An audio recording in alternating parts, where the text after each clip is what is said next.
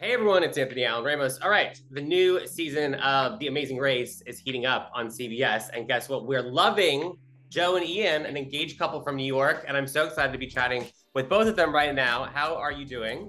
Hey, Anthony. We're great. We're great. How you doing? Good. Okay, we're just, 3 weeks in. You're doing pretty well so far. We love it. Kind of in the middle, but you're not at the end, which is good. Not anymore. Yeah, exactly. What has this experience been like? Because here's the thing. I can imagine being an engaged couple, then being sent into Vietnam and Thailand and all these places and trying to win money. It can be very stressful. So how are you both doing? We're good. It's fun to watch back. I will say that we left for The Amazing Race thinking that we knew everything about each other. And we quickly realized that being put in some of these situations that are very high stress, there's some things about each other that maybe we didn't know. So it was a fun experience, and it's been fun watching it back as well. Some areas of relationship that we could work on maybe a little bit. Well, I mean, you're still together. That's good. So nothing happened too crazy. But Still getting married. What are some of those things? Like, to each of you, tell me, like, what's something new that you learned about each other after, this crazy, amazing experience? I think the biggest thing is it takes what you already know and like puts it at a 10, right? So it's like, I'm a little irritable, especially when I'm hungry, and you don't always have time to eat when you're racing around the world. And so that, combined with the stress of being in last place at the end of leg one, thanks to this one, can take a toll on mainly him, but both of us. Yeah, and I learned that you can sort of hone in blame on certain things at certain times. No, going into the race, we knew that we had, like, communication between the two of us has always been something that we knew needed some work. Mm-hmm. Yeah, one of us is a communicator and one of us isn't. And so to Ian's point, that was very much amplified on the race. And so we knew right from the start that it was going to be sort of our Achilles heel, and we would need to focus on that. And I think it was very evident that was the case. So this week, we go from Thailand to Vietnam, and it's a lot going on. There's boats, there's fruit happening. It's very stressful. So basically, one of you forgets to pick up the clue during this whole thing. And now, whose fault was that? Okay. One of us forgets, for sure, because it was one of our responsibilities. Yeah, and then you try and go back, and the guy is not having it. So, but anyway, because the thing is, thinking back, you did get a much earlier flight in the beginning than a lot of others. So in the beginning, I was like, no, they're not too much spoilers. But I think, listen, it's still really fun to watch the two of you. I think, I remember looking back on The Amazing Race. I remember seeing LGBTQ couples, obviously, before. What does it mean for the two of you to be kind of a part of continuing that? Because it has been a very inclusive show. Listen, 35 seasons. This is so wild to even say out loud. Something right. Yeah, for sure. No, it's a total honor. We're obviously big fans of all the LGBT teams that have competed on the race and ones that aren't LGBT identifying.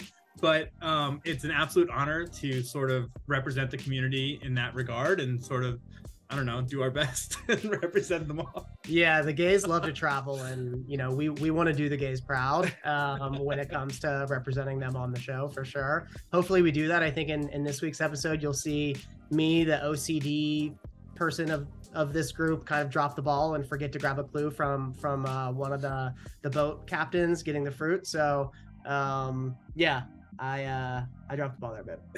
Yeah, and let me tell you, that floating market is crazy. Once to even maneuver the boats around that market is so chaotic, and the second that we need to double back and do something, forget about it. There's already a boat right there behind us, and there's 2 10 boats, more, yeah. And it was crazy.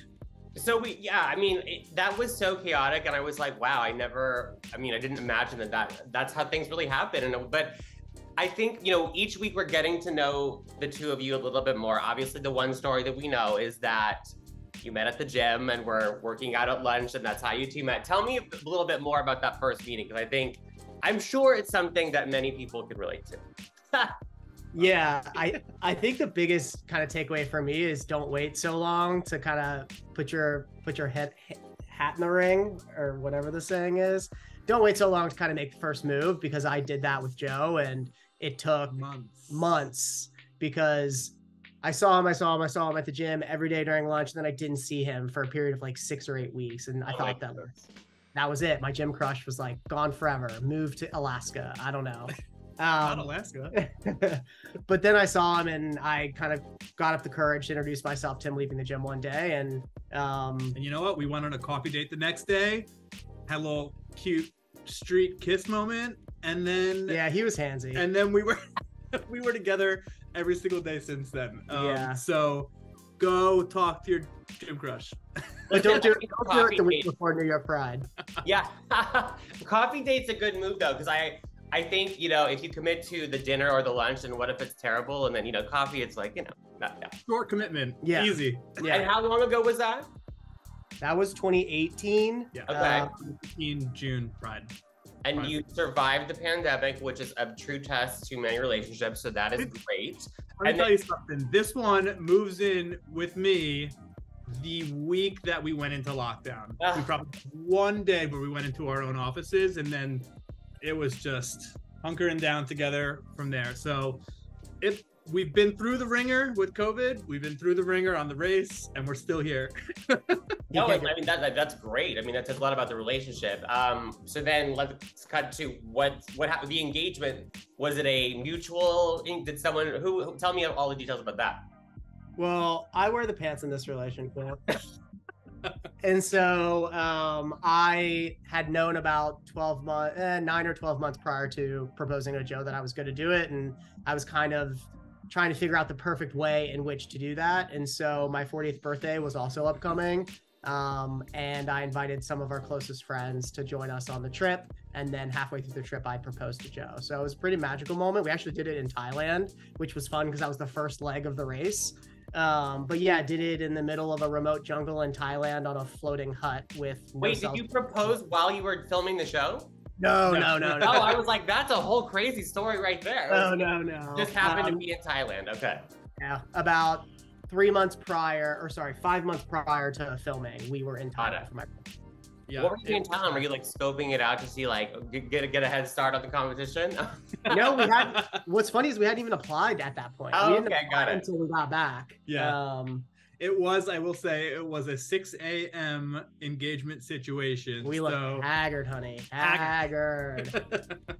You won't be Google image finding those photos. No, those are well, congrats. That's amazing. Do we have a sense of, I mean, Ian, you're definitely, you know, the planner here.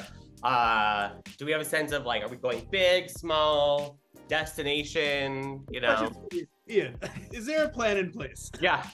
If I had it my way, we would have eloped 3 months ago and gone on some fabulous trip, and it would have been the two of us, and we would have sealed the deal. But he comes from a very close, tight-knit, bigger family, and so we're still negotiating the particulars on how big this endeavor is going to be, where it's going to be, mainly negotiating with Joe's mom. Hey, how are those conversations going, Joe? They are consistent and ongoing. Good answer. Well, listen, it's like I said, we're really enjoying getting to see the two of you compete every week on The Amazing Race. And don't forget, there's a new episode Wednesday night on CBS. And listen, yeah, I mean, it's a lot of fun. And let's hope that, you know, you got to win a couple challenges here, right? You got to make that happen. So we're gonna make you proud. We'll make you proud. I love that. All right, cool. Well, good luck and hope to see you soon, and take care. Thanks, Anthony. Thanks.